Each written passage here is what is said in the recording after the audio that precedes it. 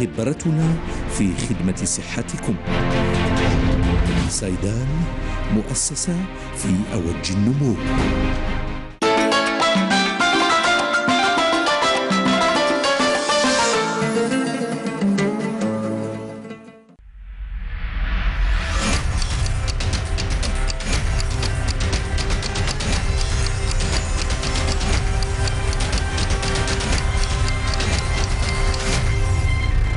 Santé Mag vous est présenté par Saïdal.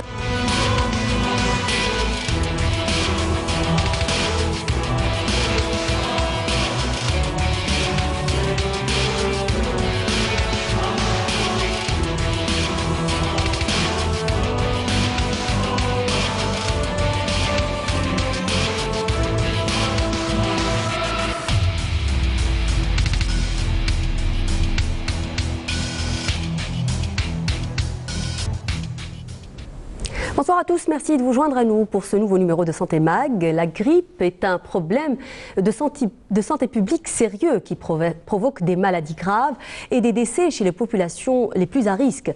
Aucun autre virus n'évolue aussi vite que la grippe. Dans le monde, les épidémies seraient responsables de 3 à 5 millions de cas de maladies graves. On parle de 250 000 à 500 000 décès par an causés par la grippe saisonnière. Comment diminuer les risques de contamination? Quel est le rôle du vaccin antigrippal dans la prévention de cette maladie, mais aussi de ses complications? Des questions sur lesquelles on va tenter de répondre avec notre invité ce soir, monsieur Dr Drar Fouzi. Vous êtes directeur du centre de référence de la grippe à l'Institut Pasteur à Alger. Bonsoir. Bonsoir. Merci d'avoir accepté notre invitation. Alors, docteur Drar, pourquoi j'ai l'impression qu'on ne parle plus aujourd'hui de la grippe comme étant une maladie bénigne? Est-ce que la grippe a changé ou sommes-nous plus fragiles devant la grippe? Alors, depuis l'apparition de la célèbre pandémie de grippe qui porte le nom de grippe espagnole, où il y a eu 20 millions de morts à peu près, en 1919, c'est ça? En 1918, oui. Les chercheurs sont maintenant mis à s'intéresser à générer des travaux épidémiologiques sur la grippe, et ces travaux ont bénéficié après que ce soit dans la technologie au niveau des laboratoires ou même dans les méthodes d'études. Et l'informatique aussi a joué un rôle, puisqu'on arrive à générer des données dans un temps rapide. Et on s'est aperçu en fait que la mortalité est très élevée qui était due au virus grippal lui-même. Et elle est arrivée maintenant dans les dernières données. Avant, on savait que c'était à peu près 300 à 400 000 décès par an, des chiffres qui étaient donnés par l'OMS, mais des travaux récents faits par les Américains conjointement avec l'OMS, on s'aperçoit qu'il y a nettement dessus. Maintenant, on sait qu'il y a plus de 600 000 décès par an et presque 2 à 3 millions de cas graves qui nécessitent une hospitalisation. Ces chiffres à eux-mêmes suffisent pour dire que c'est une maladie qui est très grave et qui peut causer beaucoup de décès. Et des fois, comme en 2009, elles peuvent mettre en péril même la sécurité des pays. En 2009, et puis il y a 2 ans aussi aux États-Unis, je pense qu'il y a eu des millions de morts également. Voilà, en 2014-2015, il y a eu un virus qui a muté rapidement et la population n'avait plus d'immunité pour se protéger contre ce virus-là. Et il y a eu un nombre de décès important aux États-Unis, et qui a vraiment conduit le gouvernement américain à mettre des mesures urgentes pour essayer de juguler ce Alors, en finalité, le danger réside également dans peut-être cette mutation des virus qui changent. Et puis il y a aussi le fait qu'il n'y ait pas de barrière, ce passage entre les espèces, c'est-à-dire le passage d'un virus animal vers l'homme aussi. En fait, si on veut faire une analyse sommaire, c'est une équation à deux. Vous avez d'un côté le virus grippal, vous avez d'un côté l'hôte naturel qui est l'homme, mais aussi il y a un troisième facteur qui est très important à tenir compte, qui est l'environnement. Oui. On sait que ce virus grippal a une capacité de changer d'une façon continue, perpétuelle, parce qu'à l'intérieur de sa structure, il y a des changements qui s'effectuent durant tout le temps. Et de cette façon-là, c'est pas comme l'homme. Par exemple, vous avez un brin d'ADN qui code les différentes. Ensuite, vous avez votre descendance progéniture qui ressemble aux parents. Oui. Dans le virus de la grippe, par exemple, c'est pas la même chose, puisque vous n'avez pas un seul brin d'ADN, vous avez plusieurs, ce qui fait qu'à la fin, votre progéniture elle est tellement différente que ça ne ressemble pas aux parents. Ça, c'est d'un côté. Le deuxième, vous avez l'autre qui est l'homme, et ça, l'autre, c'est pas tout le monde qui répond de la même manière. Vous avez les gens qui ont une immunité qui est très forte, vous avez des gens qui sont malades, vous avez des gens qui sont susceptibles. Et le troisième facteur, l'environnement, qui aussi maintenant, on sait avec des études scientifiques poussées, qu'il y a des facteurs qui jouent un rôle tel que l'humidité. Maintenant, on sait scientifiquement, quand l'humidité est très élevée, cela facilite la transmission du virus de la grippe vers les gens. C'est pour ça d'ailleurs que la grippe sévit en hiver. Exact. Un des facteurs qui font que la grippe sévit beaucoup en hiver. Oui. Brièvement, la grippe, ce n'est pas un virus, donc finalement, ce sont plusieurs virus. Oui. C'est ça? En fait, c'est la famille des virus de la grippe, mais à l'intérieur de cette famille-là, il y en a des virus qui sont adaptés à l'homme, les 3 ou les 4 virus qu'on trouve dans le vaccin. Et à côté, vous avez des virus de la grippe, mais qui infectent l'animal. L'animal aussi tombe malade par la grippe. Oui. Et donc, il peut être comme infecté. La célèbre grippe aviaire. Exact. Ou la grippe, par exemple, porcine aux États-Unis, oui. On en a beaucoup, qui infectent le porc. Et il s'est retrouvé que les dernières années, tellement il y a des gens qui ont des élevages des oiseaux, comme en Égypte, oui. par exemple, en Asie, ou le porc pour les États-Unis, on arrivait tellement l'interaction est forte qu'on est arrivé à trouver les virus qui normalement infectent l'animal qui sortent chez l'homme. Heureusement, à l'heure actuelle, c'est des événements rares, oui. Parce qu'il n'y a pas une transmission entre l'homme, mais c'est à surveiller entre-temps. Oui, on va voir un reportage justement qui va parler de la campagne de vaccination 2018-2019 qui a déjà démarré. C'est un reportage signé Farid Abdeslam. Mais on revient pour en parler. La campagne de vaccination contre la grippe saisonnière a débuté ce mois d'octobre et se poursuivra pour quelques mois durant. La période de vaccination, elle a débuté le 15 octobre. Et elle peut se prolonger pour nous jusqu'à l'épuisement des vaccins. Mais on peut la faire jusqu'au mois de mars. Voilà, mois de mars, parce que c'est la période où la grippe, le virus est vraiment présent. Voilà, c'est la période où parce qu'il y a le changement de température, il y a l'hiver qui arrive et tout, donc c'est la période où il faut se faire vacciner. باش نفيتي كاع المشاكل تاع لا غريب هذه باسكو انا عندي حساسيه تاع كليمه تكون بروده الحال تاع الشتاء وين نعطس نيفيسيل صدري يحرق ما نقدرش نرقد تجيني الحمى يفا ميو ندير الفاكسان باش نيفيتي هذا ما نقدرش ندافع على عمري باسكو اني كبيره وما عجوزه خلاص صافي لازم ندير الفاكسان باش ان شاء الله ما نمرضش بون نمرض خفيفه مرضى خفيفه وخلاص. La grippe n'étant pas toujours une affection bénigne, certaines de ses complications peuvent être la cause d'une hospitalisation, voire même la mort. C'est pour ça qu'il est nécessaire de se faire vacciner. La population ciblée, c'est les personnes âgées, plus de 65 ans, et les personnes qui présentent des maladies chroniques, telles que le diabète, l'hypertension artérielle, les cardiopathes, les femmes enceintes, les personnels de santé, les enfants qui présentent des problèmes respiratoires, les personnes qui ont une immunité déficiente, par exemple ceux qui ont le HIV ou le cancer, les insuffisants rénaux, toutes ces personnes sont concernées par la vaccination.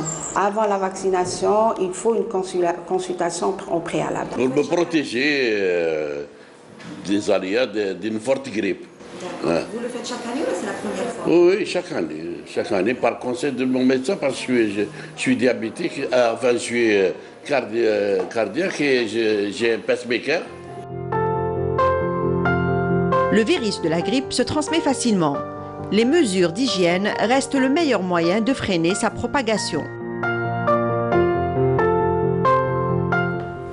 Alors, en 2016, la grippe a été particulièrement virulente. Docteur Drar, il y a eu une trentaine de morts. L'année dernière, il y a eu 2 morts, un à Tiaret et un à Mostaganem, si mes chiffres sont bons. Est-ce qu'il y a, depuis, il y a eu des mesures à votre niveau pour éviter justement que ça ne se reproduise?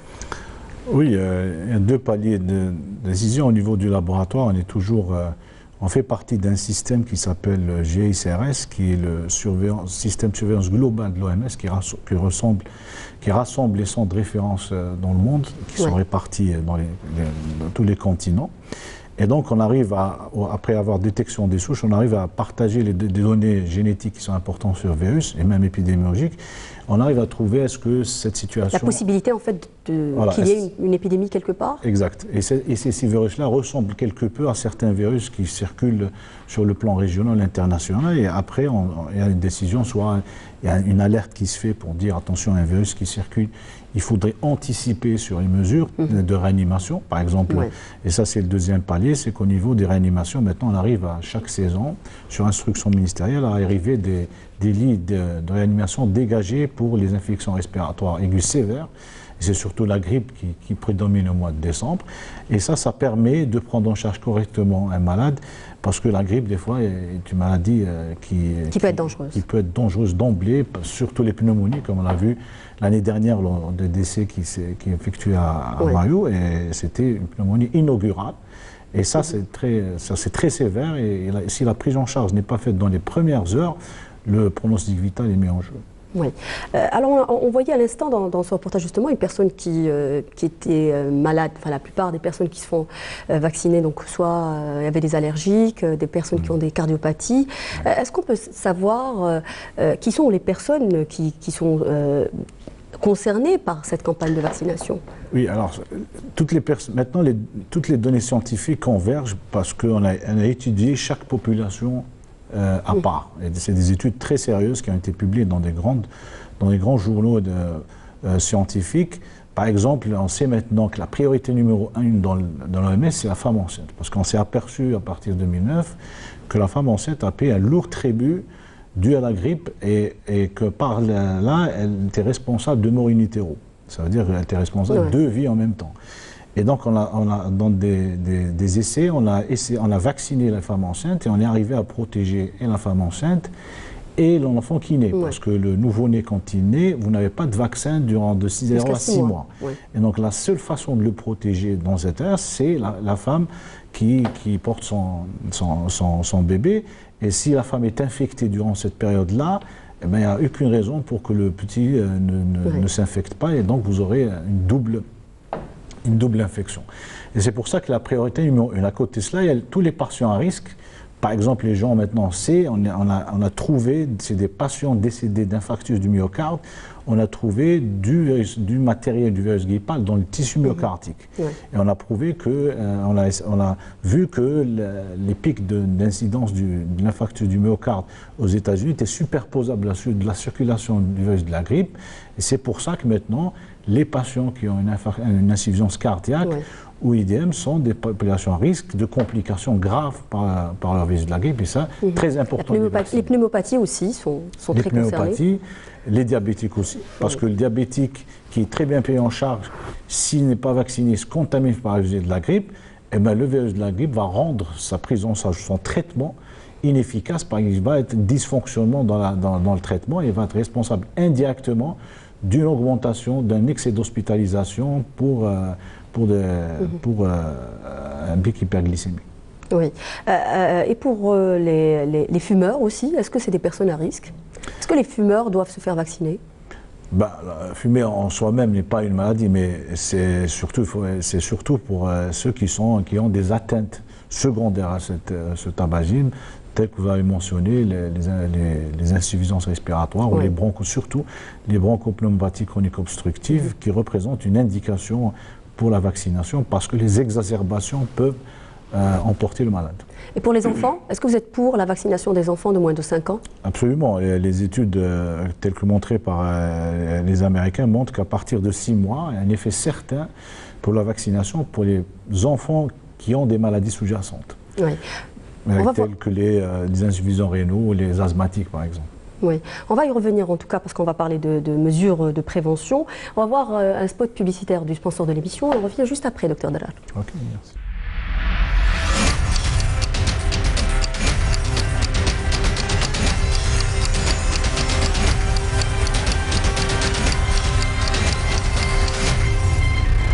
Santé Mag vous est présenté par Saïdaï.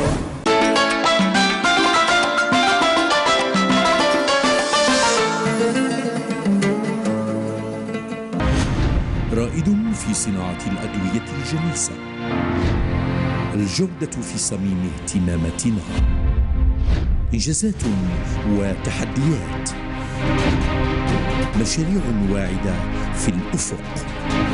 ثقتكم هي قوتنا، خبرتنا في خدمة صحتكم. سايدال، مؤسسة في أوج النمو.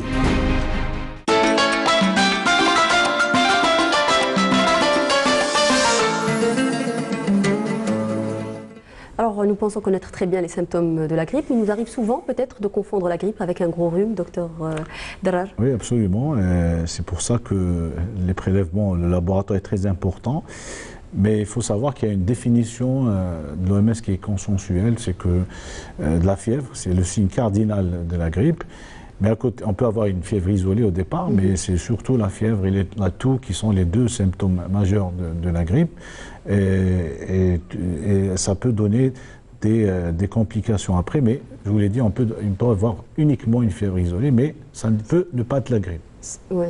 C'est-à-dire une fièvre sans avoir rien à côté, aucun autre symptôme, ni écoulement nasal. Ça peut aller de la fièvre isolée vers l'écoulement nasal, vers la toux, vers les myalgies, qui est un signe très important, les douleurs musculaires, et vers d'autres signes qui ne sont pas habituels, ou l'asthénie. Oui, l'asthénie.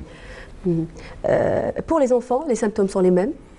Alors les enfants, ils peuvent avoir les mêmes symptômes, mais ils peuvent ne pas avoir de la fièvre, parce que la symptomatologie est un peu atypique. Mais contrairement, et là c'est important à noter, c'est contrairement à un sujet azé, si vous contractez le virus de la grippe, au bout de 3-4 jours, 112 heures, vous commencez, le virus grippal qui commence à diminuer dans votre organisme, vous allez commencer à l'excréter. Au bout d'une semaine, vous n'avez plus de virus grippal dans votre organisme. Si c'est-à-dire vous n'êtes plus contagieux en fait. Exact, que vous êtes immunocompétent. Par contre, l'enfant... Vous anticipez sur la prochaine question. Oui. Donc l'enfant, quand il s'infecte, eh ben, il garde le virus pendant 10 jours, minimum. Et ce n'est qu'à partir de 10-15 jours qu'il commence à excréter. C'est pour ça que certains scientifiques désignent l'enfant comme le réservoir du virus de la grippe. C'est pour ça qu'on dit aussi qu'il faut les vacciner peut-être parfois. Exact, parce qu'il a une capacité à excréter le virus qui est plus importante que l'adulte. Et là, dans le plus d'un symptomatologie, la chose qu'il faut connaître très très bien, et ça on anticipe sur la vaccination, c'est que si vous êtes contaminé par de la grippe, pendant les 24 heures, à partir du moment où le virus est rentré dans votre organisme... Avant l'apparition des symptômes, en fait. Vous n'avez pas de symptômes. Et vous n'avez de symptômes que 24-48 heures après l'entrée. Mais durant cette période, vous avez le virus sans symptômes, vous contaminez. C'est que si je suis infecté par la grippe, je vous contamine rien qu'en parlant. Mais je n'ai pas de symptômes. Et c'est à partir où on a des symptômes que les gens commencent d'ailleurs à consulter ou d'essayer de trouver un traitement. Alors même si vous trouvez un traitement, vous avez déjà 24-48 heures de virus qui a fait son effet. Et donc, ces médications, si vous voulez, traitements, sont à prendre avec beaucoup de précautions parce que ça ne remplace pas la vaccination qui, elle, va vous prémunir avant l'entrée du virus dans l'organisme. Oui. Donc ce n'est pas au moment du pic des symptômes qu'on est contagieux, mais bien avant, pour comprendre. En fait, je voulais revenir également sur les mesures à prendre, justement, puisque vous disiez à l'instant que le virus grippal se transmet déjà rien qu'en parlant, c'est ça? Oui. Ou avec des... Si vous êtes dans des moyens de transport public, par exemple, il y a beaucoup de monde, eh bien, ce qu'on nomme, nous, le R0, une personne qui est dans le bus, qui est contaminée par de la grippe, on sait qu'elle peut contaminer 3-4 personnes dans son environnement. Et une des 4 personnes va contaminer 1 à 4 personnes de son environnement. Et c'est comme ça que l'épidémie s'étend, parce que vous avez les transports en commun, vous avez les écoles, les universités. C'est des milieux adéquats pour que le virus se transmette rapidement. En plus de ça, dans le virus, ce qui est grave peut-être dans le virus de la grippe, c'est qu'il suffit d'une toute petite, une infime quantité du virus, c'est ça. Il ne faut pas avoir beaucoup de quantité. Ça démarre d'une particule virale et ça part... dans l'organisme et ça se retrouve dans l'air ambiant. Et je vous l'ai dit tout à l'heure, grâce à l'humidité par exemple, le virus arrive à se maintenir dans l'air ambiant et de contaminer tout l'environnement. Oui. Et pour revenir un peu sur les mesures à prendre justement pour ne pas être contagieux ou pour éviter la contagion, quelles sont les premières mesures? Bon, on sait que ce sont les règles peut-être élémentaires de l'hygiène, mais bon, il faudrait le rappeler peut-être. Les mesures générales, vous avez les lavages des mains. Bon, les gens prennent ça pour une mesure très simple, mais très efficace. Très importante.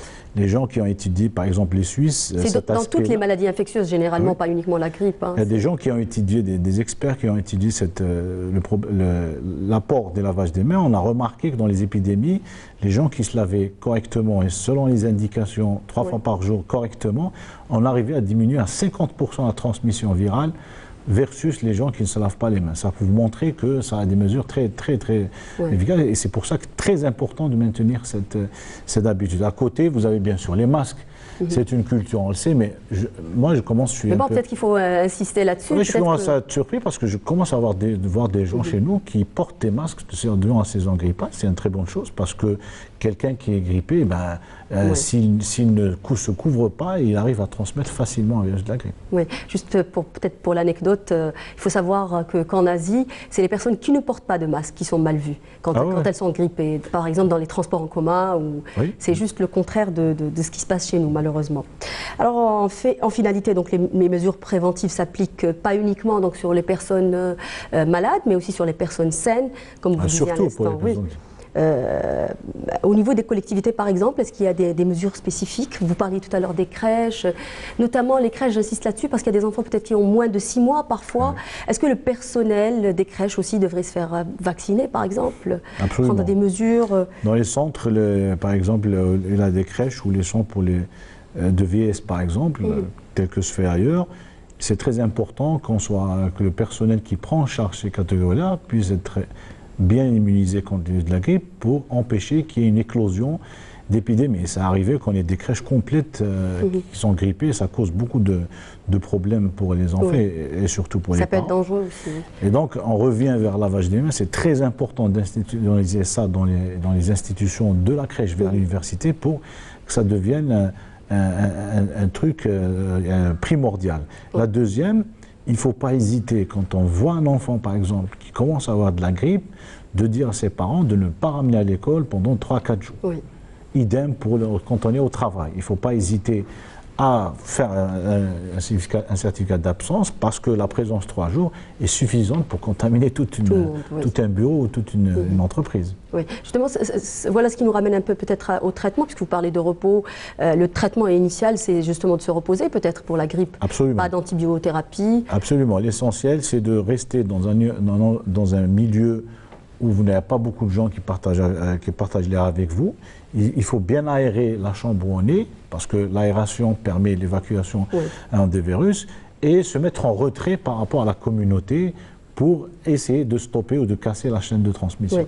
Alors, on va parler de nouveau du vaccin. On en a parlé tout à l'heure des personnes, on a parlé surtout des personnes donc, de la population dite à risque, la personne concernée par la vaccination. Le vaccin, on dit que le vaccin prévient le tiers des grippes et la moitié des grippes dites graves. C'est ça, docteur Darar? Oui, globalement, la vaccination, ce qu'il faut comprendre, c'est que la vaccination empêche les formes graves de la grippe, c'est-à-dire les pneumonies qui sont mortelles. On avait il y a longtemps des infections neurologiques, mais ça commence à être rare. Mais les pneumonies persistent encore. Et ces formes graves, surtout chez les sujets qui sont fragilisés, peuvent être mortelles. Et donc la vaccination, quand vous êtes vacciné, vous allez empêcher la forme grave. Et en fait, vous n'allez pas empêcher le virus de rentrer dans votre organisme parce qu'il est dans l'air ambiant.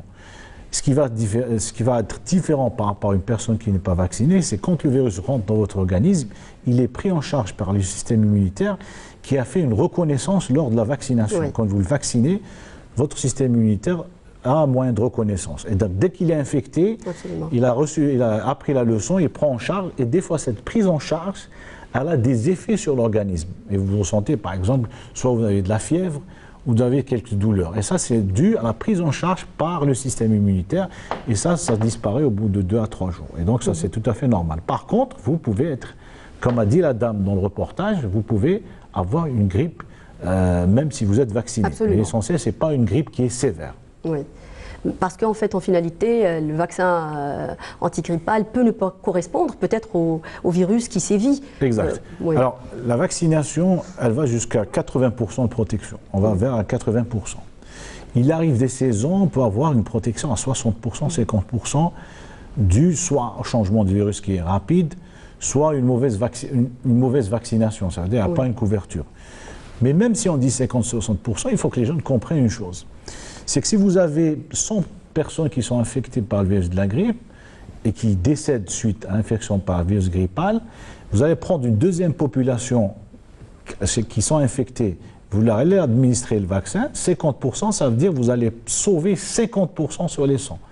Et donc même si la vaccination protège à 50%, eh bien, vous allez protéger la moitié de ce qui qui allaient décéder dû au virus de la grippe. Est-ce qu'il y a en Algérie, en finalité, il n'y a pas, vraisemblablement, les gens ne sont pas très réticents, puisque l'année dernière, les chiffres le disent, il y a eu quelque chose comme 91% de couverture vaccinale à Alger. C'est ça, les chiffres sont très bons hein, par rapport à d'autres pays où il y a beaucoup de réticences, il y a eu même des polémiques par rapport à la vaccination antigrippale. Absolument. D'ailleurs, ce qui a amené l'Organisation mondiale de la santé de sortir récemment un livre sur l'hésitation par rapport aux vaccins un peu partout dans le monde, c'est un phénomène mondial. Et donc, chez nous, il y a des régions, comme vous l'avez dit, ça se passe très bien la vaccination, mais on reste dans d'autres régions un peu loin de la vaccination. Et là, je pointe du doigt le personnel de santé qui n'est pas à des taux satisfaisants de vaccination. Et ça peut être responsable d'apparition de grippe nosocomiale dans les services, c'est les grippes qui apparaissent dans les hôpitaux. Qui sont très graves en plus de ça. Et qui peuvent aussi contaminer des gens qui sont de passage à l'hôpital, qui ressortent.